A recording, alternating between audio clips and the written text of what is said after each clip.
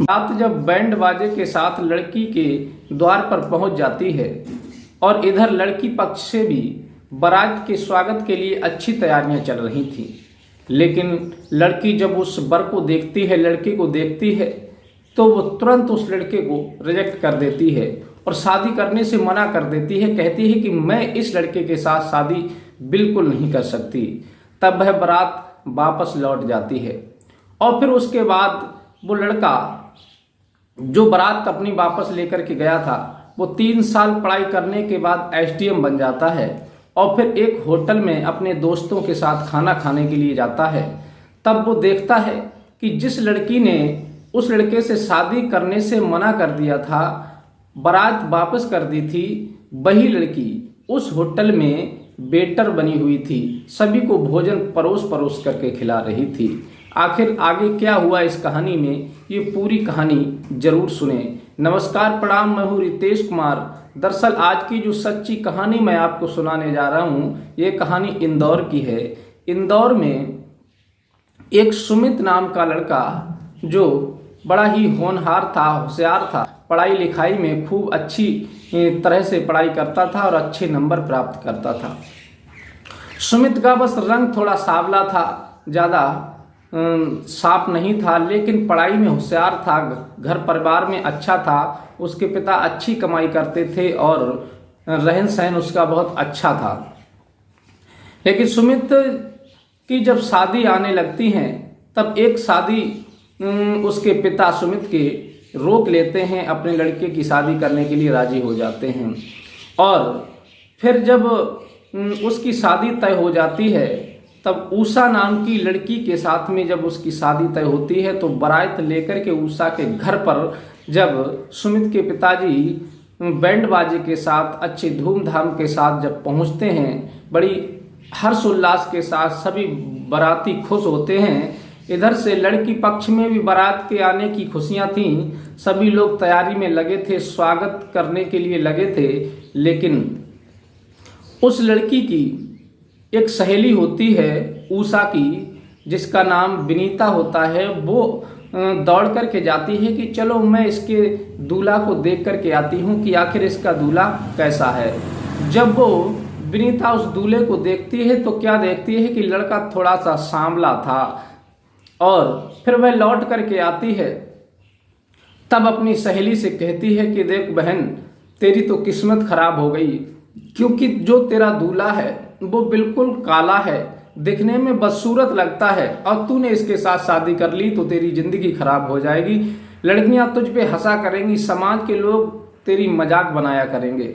यह उसकी बात सुन करके, अपनी सहेली की बात सुन करके वो तुरंत शादी से इनकार कर देती है, मना कर देती है कि मैं किसी भी कीमत पर ये शादी करने के लिए तैयार नहीं हूँ। तब उस बारात के अंदर बड़ा ही हंगामा मच जाता है, बड़ा ही माहौल खराब हो जाता है।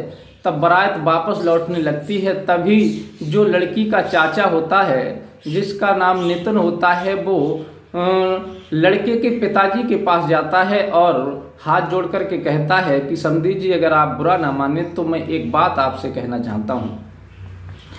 आप बारात वापस लेकर के जाएंगे, आपकी भी बहुत सारी इज्जत है, लोग कहेंगे कि पता नहीं क्या बात हुई कि जो बारात बिना शादी के वापस लौट आई, और इसीलिए अगर आप इजाज़त दें तो मेरी भी एक लड़की जवान है, मैं भी उसे रिश्ता देख रहा हूँ, अगर आप कहें तो मैं अपनी लड़की की शादी आपकी लड़के के साथ कर देता हूँ। रही दान दहेज की बात, दहेज की बात, तो दहेज मैं आपको आज नहीं कल या परसों में भिजवा दूंगा। जब इतनी बात वो सुमित के पिताजी सुनते हैं, तो कहते हैं कि समधी जी, दहेज की कोई बात नहीं, अगर हमको संस्कारी, अच्छी और योग्य लड़की मिल जाएगी तो दहेज कोई मायने नहीं रखता है। अगर तुम्हें कुछ देना भी है तो अपनी लड़की के लिए कभी आगे पीछे दे देना। ये बात करके वो लौट करके अपनी लड़की के पास जाते हैं और अपनी लड़की से पूछते हैं कि बेटा, हम जो बारात वापस लौट करके जा रही थी, हमने इज्जत बचाने के लिए लड़के के पिताजी से तुम्हारी शादी की बात कर ली है, क्या तुम इस रिश्ते से खुश हो? वो लड़की कहती है, जिसका नाम सुधा होता है, कहती है कि पिताजी, जिसमें आपकी खुशी उसमें हमारी खुशी है, हम आपसे बाहर थोड़ा ही हो सकते हैं, हम तो आप ही के बताए हुए मार्ग पर शुरू से चले हैं और हमेशा चलेंगे। हमारा फर्ज है कि माँ बाप जहाँ शादी कर देंगे हम वहाँ चले जाएंगे। लड़की की बात सुनकर के उसके पिताजी बड़े खुश होते हैं और अपनी लड़की की शादी उस सुमित के साथ में कर देते हैं। बड़े ही धूमधाम के साथ, हंसी खुशी के साथ सुधा का विवाह सुमित के साथ हो जाता है और शादी होने के बाद विदाई होकर के सुधा अपने ससुराल इंदौर चली जाती है। साथियों, इधर जो लड़की थी उषा, वो तो बड़ी आसी टॉप की लड़की थी। उसका लड़कों के साथ मिलना, घूमना फिरना, यानी वो मॉडल टॉप में रहना चाहती थी और हमेशा अपने को ज़्यादा अच्छा समझती थी और लड़कियों की फैशन में ऐसी रहती थी जिसकी वजह से उसे कोई अच्छा ही नहीं लगता था। वो हमेशा न्यू लाइट पसंद किया करती थी। अब धीरे धीरे समय बीतता चला जाता है। इधर तो सुधा अपने पति सुमित के साथ ससुराल में बड़े अच्छी तौर तरीके से रहती है और अपने पति से कहती है कि जब तुम पढ़ाई कर रहे हो तो जी जान से मेहनत लगा करके पढ़ाई करो, घर का जो भी कार्य है वो हम देख लेंगे, बाहर का पिताजी देख लेंगे, लेकिन तुम केवल पढ़ाई पर ध्यान दो। सुमित अपनी पत्नी सुधा की बात मान लेता है और बड़े मन से पढ़ाई करता है और पढ़ाई करने के बाद में यूपीएससी की तैयारी करने लगता है। तब 3 साल के बाद वो जगह निकलती हैं, तब उसके लिए अप्लाई करता है और यूपीएससी पास करने के बाद वो एसडीएम पद पर नियुक्त हो जाता है। एसडीएम पद पर नियुक्त हो जाता है और इधर वो लड़की जिसने बारात वापस की थी, शादी से मना कर दिया था सुमित के साथ, वो लड़की के घर वाले कई रिश्ते आते हैं लेकिन वो लड़की हर रिश्ते को रिजेक्ट कर देती है क्योंकि उसके ऊपर अयासी का भूत सवार था। वो तो केवल चल फिर करके मौज मस्ती करना चाहती थी, शादी किसी के साथ नहीं करना चाहती थी। वो तो ये सोच रही थी कि मैं लड़कों के साथ घूमूंगी फिरूंगी, मौज मस्ती करूंगी, अगर मैं शादी कर लूंगी तो फिर मैं घर की बंधन में बंध जाऊंगी, मुझे मेरा पति कहीं जाने नहीं देगा, मुझे शौक पूरी नहीं करने देगा।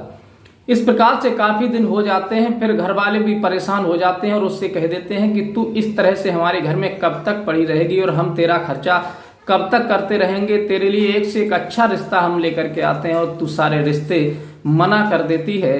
अब तू अपनी रास्ता स्वयं चुन ले, हमको परेशान मत कर।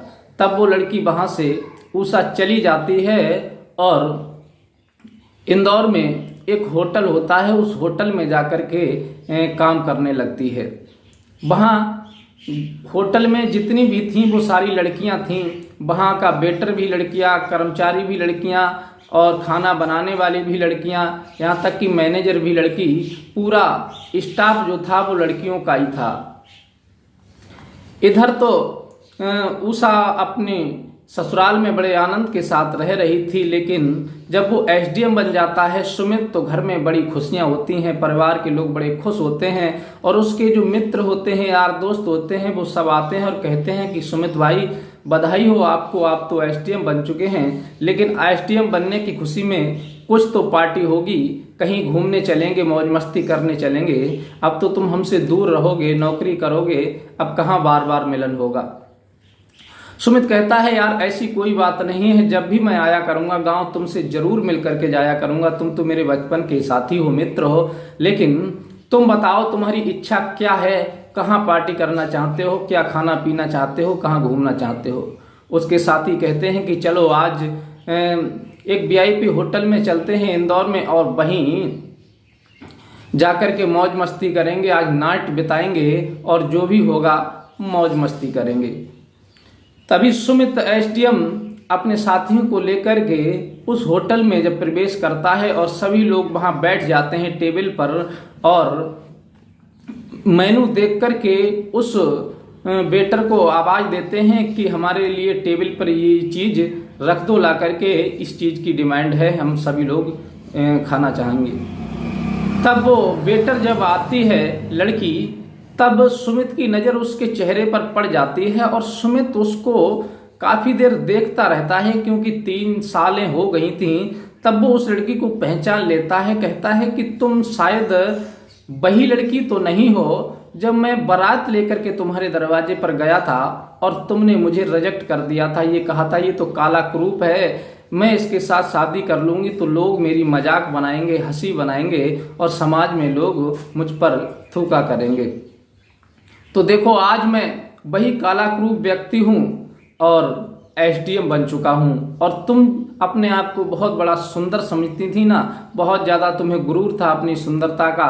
तो आज तुम कर क्या रही हो? लोगों के झूठे बर्तन उठा रही हो, लोगों के लिए भोजन परोस के खिला रही हो, एक 2 कौड़ी की नौकरी वेटर का काम कर रही हो। और तुमने उस समय मुझे रिजेक्ट कर दिया था। कहते हैं कि इंसान का दिन हमेशा एक सा नहीं रहता, कभी जिंदगी में सुख है तो कभी दुख है, तो कभी अमीरी है तो कभी गरीबी है। इंसान को कभी भी अपनी कामयाबी पर इतना गुरूर और अहंकार नहीं करना चाहिए, अपनी सुंदरता पर कभी भी इतना इतराना नहीं चाहिए। इसलिए तुम अपनी औकात देख लो और आज मुझे देख लो। ये सुनकर के वो ऊषा होती है, वो शर्मा जाती है और आंखों से उसके आंसू निकलने लगते हैं और कहने लगती है कि मुझे क्षमा कर दीजिए, मैंने जो उस समय आपसे ये शब्द कहे थे वो मैंने खुद से नहीं कहे थे, मेरी सहेली ने आकर के मुझे भड़का दिया था और ये कहा था कि तेरा दूल्हा बहुत काला है, क्रूप है, लोग हंसेंगे, ताने देंगे। मैंने बस उसकी बात मान ली थी और बस उसी की बात मान करके मैंने बारात वापस कर दी थी। अब तुम हमारी बहन के हालचाल बताओ, जो हमारी चचेरी बहन तुम्हारे घर पर है। सुमित कहता है कि उसकी तो बात ही मत करो, वो तो हमारी किस्मत अच्छी थी जो कि तुमसे बच करके उससे हमारी शादी हो गई। वो लड़की तो बहुत ही संस्कारी है, बहुत ही अच्छी है, घर को पकड़ करके चलती है, पूरे घर की सेवा करती है, वो तो देवी मिली है हमको और सारे घर की जिम्मेदारी उसके हाथ में है, पूरे घर को संभाल करके चला रही है, बड़ी अच्छी से देख रेख कर रही है, हमें कोई चिंता फिक्र नहीं है। और अब तो हमने उसके आचार विचार को देख करके उसे और भी सुख सुविधाएं उपलब्ध करा दी हैं। एक नौकरानी कर दी है, वो कार्य करती है, वो तो केवल बस घर की देखरेख मालिक बना करके रखी है। ये सुनती है तो वो और ज़्यादा शर्मिंदा हो जाती है और फिर अपने करनी पर बहुत ज़्यादा पछताती है। तब सुमित से हाथ जोड़ करके कहती है कि तुम अगर थोड़ी सी हम पर कृपा कर दो, थोड़ी सी दया कर दो, तो हमें अपने घर में नौकरानी के रूप में रख लो, शायद मेरी किस्मत जाग जाए, कुछ अच्छा करने का मौका मिल जाए और फिर मैं प्रायश्चित कर सकूं उस बात का, फिर मैं मौका मिलेगा तो अपना घर कहीं बसा लूंगी। सुमित सोचता है कि तुम यहाँ पर वेटर का काम कर रही हो और तुम हमारे यहाँ कैसे रुक सकती हो, हम तो भाई काले क्रूप हैं, हमारा परिवार तो ऐसा ही है। वो हाथ जोड़ती है, कहती है कि बार बार मुझे इन बातों को कह करके शर्मिंदा मत करो। तब सुमित को दया आ जाती है, कहती है कि ठीक है। तब सुमित को दया आ जाती है और कहता है कि ठीक है, मैं अकेले तो निर्णय नहीं ले सकता, मैं पहले तो अपने घर पर जाकर के अपनी पत्नी से पूछूंगा, तुम्हारी बहन से पूछूंगा, अगर वो राजी हैं तब मैं तुम्हें अपने घर में रख सकता हूँ। सुमित खाना खाने के बाद अपने घर जाता है तो अपनी पत्नी सुधा से कहता है कि तुम्हारी जो तहेरी बहन थी जिसने हमारी बारात वापस कर दी थी, वही आज हमें एक होटल में वेटर का काम करती हुई मिली। यह सुनकर के सुधा कहती है कि उसकी तो बात ही मत करो तुम, वो तो शुरू से ही ऐसी है, वो तो हर जगह घूमना पसंद करती है, वो किसी के बंधन में रहना पसंद नहीं करती, वो तो लड़कों लड़कियों के साथ अयाशी करना पसंद करती है। अब सही है, उसके मन की हो रही है। तब सुमित कहता है कि उषा ने ये कहा है कि तुम अपने घर में हमें नौकरानी के पद पर रख लो, हम तुम्हारे घर में झाड़ू पोंछा खाना बनाते रहेंगे। तब सुधा कहती है कि देखो, यही गलती भूल करके मत करना, अगर वो इस घर में नौकरानी के रूप में आ गई तो वो कुछ भी कार्य करेगी, अच्छा बुरा करेगी, तो हम उसे अपनायत की वजह से उससे कुछ कह नहीं पाएंगे, डांट नहीं पाएंगे और फिर उसके बीच में मन मुटावा बढ़ेगा, एक दिन बहुत ज़्यादा बुरा हो जाएगा। क्योंकि बाहर के व्यक्ति से तो हम कह भी सकते हैं और अपने से कह भी नहीं सकते, और लोग क्या कहेंगे कि खुद का घर होते हुए अपनी बहन को नौकरानी बना करके रखा है, इसलिए उसे वहीं रहने दो। फिर दोनों के विचार एक हो जाते हैं। लेकिन इधर से जब उषा फोन करती है तो सुमित कोई जवाब नहीं देता है, कहता है कि तुम्हारी बहन ने मना कर दिया है कि पहले से ही नौकरानी घर में मौजूद है और अब दूसरी नौकरानी की आवश्यकता नहीं है। बड़ी शर्मिंदा हो जाती है। फिर वो उसी होटल में काम करती रहती है और इधर सुमित अपनी पत्नी सुधा के साथ बड़े आनंद के साथ अपना जीवन बिताने लगते हैं। तो साथियों, ये कहानी आपको कैसी लगी अपनी राय हमें कमेंट में जरूर दें, क्योंकि ये कहानी सुनाने का केवल एक ही उद्देश्य था कि जो इंसान अपनी नज़रों में दूसरे की वैल्यू नहीं समझते, दूसरे को तुच्छ सा समझते हैं और जो बाहर की हवा खाए हुए लोग होते हैं, उन लोगों के साथ में ऐसा ही होता है। इसलिए माँ बाप का फैसला बच्चे के प्रति कभी गलत नहीं होता है। अगर माँ बाप फैसला ले रहे हैं तो तुम्हारे हित में अच्छा ही फैसला लेंगे, इस बात का विशेष ध्यान रखें। और जिंदगी में जैसा होता है ये सब परमात्मा की इच्छा से होता है। भगवान जैसा करता है, लिखता है, बस इंसान की किस्मत में वैसा ही होता है। तुम्हारे करने का काम है, तुम अच्छा करो, अच्छा होगा, आज नहीं तो कल होगा। और ये कहानी पसंद आई हो तो अपने यार दोस्तों को भी शेयर करें, और मिलते हैं इसी प्रकार की कोई नई सच्ची कहानी के साथ। तब तक के लिए नमस्कार।